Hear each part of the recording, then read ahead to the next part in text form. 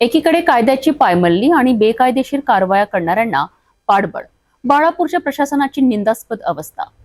कायद्याच्या पायाखाली ठेवलं जात आहे, रॉयल्टी असलेल्या वाहनांना अडवलं जात आहे आणि बेकायदेशीर उत्खनन करणाऱ्यांना मोकळीक दिली जात आहे. सकाळपासूनच प्रशासनावर प्रश्नांची सरबत्ती सुरू आहे आणि याला कोणाची थांबवायला तयारी आहे का? आणि हे सर्व घडताना उपविभागीय अधिकारी गायब, पोलीस गप्प. काय चाललंय पाहूया या सविस्तर रिपोर्टमध्ये. बाळापूर तालुक्यात एक गंभीर आणि निंदनीय घटना घडली आहे, ज्यामुळे प्रशासनाच्या कारवाईच्या कचाट्यातून प्रश्नचिन्ह उभं राहिले आहे. लोहारा डोंगरगाव मार्गावर सकाळच्या वेळी उपविभागीय अधिकारी यांच्या चालक आणि 2 कोतवालांनी एक वाळू वाहक गाडी MH30 BD 3546 वर कारवाई केली. त्यांच्याकडे रॉयल्टी होती, तरीही गाडी पोलीस ठाण्यात नेण्यात आली. काय ही कारवाई? कायद्याचे पालन करणाऱ्यांना का त्रास दिला जातो? वाहन मालक शाहरुख देशमुख यांचे म्हणणे, रॉयल्टी मी चालकाकडे दिली होती, मात्र ते तपासता देखील गाडी थेट पोलीस ठाण्यात जमा केली गेली. मी तहसीलदार अनिल फरतारे यांना फोन केला तेव्हा तलाठी घटनास्थळी पाठवले. रॉयल्टी वैध असल्याच्या सांगितल्यानंतर देखील गाडी थांबवली जात नाही. यावरून एकच प्रश्न निर्माण होतो, ही कारवाई आहे की शुद्ध धमकी? मैं शाहरुख फकीरा देशमुख, मेरी गाड़ी सुबह पकड़े गई। ये इसमें कोई अधिकारी नहीं था, तो एक एटीएम का ड्राइवर था, 2 कोतवाल थे।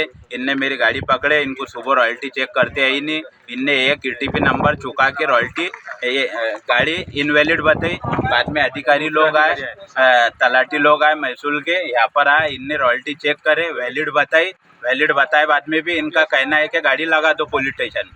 तो सुबह में आपके कितने लोग थे पकड़ने के वक्त? 4 लोग थे। 4 लोग थे। कौन कौन थे वो लोग? एक अपने संजू वो एटीएम का ड्राइवर था, एक अपने वो घोगरे कोतवाल थे, और एक वो उनका नाम क्या है, और 2 लोग चाटे तो वो एटीएम रॉयल्टी चेक करते नहीं है कि उनको? उन्होंने चेक करती नहीं है उनको, उनने चेक करे, वो इनवैलिड, उनके पास कोई ऐप नहीं है। अब ये अधिकारी लोग आए, इनने चेक करे तो रॉयल्टी वैलिड आहे. आता सर्वात मोठा मुद्दा, बाळापूर तालुक्यात वाळू कारवाईच्या नावाखाली काही कोतवाल आणि चालक स्वतंत्र पोलीस बनून फिरत आहेत. कोणत्याही अधिकाऱ्याची मदत न घेता, कुठलाही आदेश न दाखवता ही तपासणी सुरूच आहे. यामध्ये कोणाचा वरदहस्त, कोण आहे ज्याच्या मदतीने नियम पाळणाऱ्यांना त्रास दिला जात आहे? आणखी एक धक्कादायक गोष्ट म्हणजे बाळापूर शहरात विनापरवाना मुरुम आणि गोणखणी उत्खनन मोठ्या प्रमाणावर सुरू आहे. अनेक ट्रॅक्टर रोज मुरुम घेऊन जातात. कोणतीही परवानगी नाही, कुठलीही रॉयल्टी नाही आणि यावर प्रशासन गप्प आहे. याउलट जे रॉयल्टी फाडून नियमाने उत्खनन करतात त्यांना मात्र कारवाई आणि चौकशीला सामोरे जावे लागते. म्हणजे काय, नियम पाळणाऱ्यांवर सूट घेतला जात आहे? आता बाळापूर तालुक्यातील सोनाडा, बोरगाव, माजरी, पूर्णा, मननदी आणि अनेक नाल्यात दररोज अवैधरित्या रेती आणि मुरुम नेली जात आहे. तरीही कुठेही अधिकारी कारवाई करत नाही.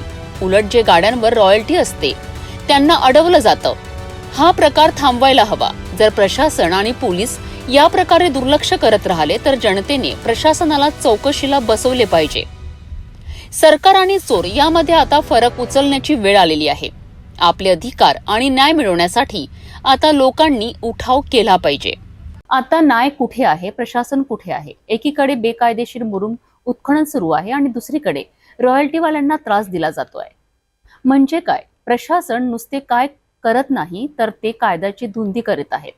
बाळापूरमध्ये काय होत आहे हे आता जनतेला समजायला हवंय. प्रशासन आणि पोलिसांना झोप सोडून जाग करण्याची वेळ आता बाळापूरमधील नागरिकांवर आली आहे. आता लोकांना प्रशासनावर विश्वास राहिला नाही, हे मात्र नक्की.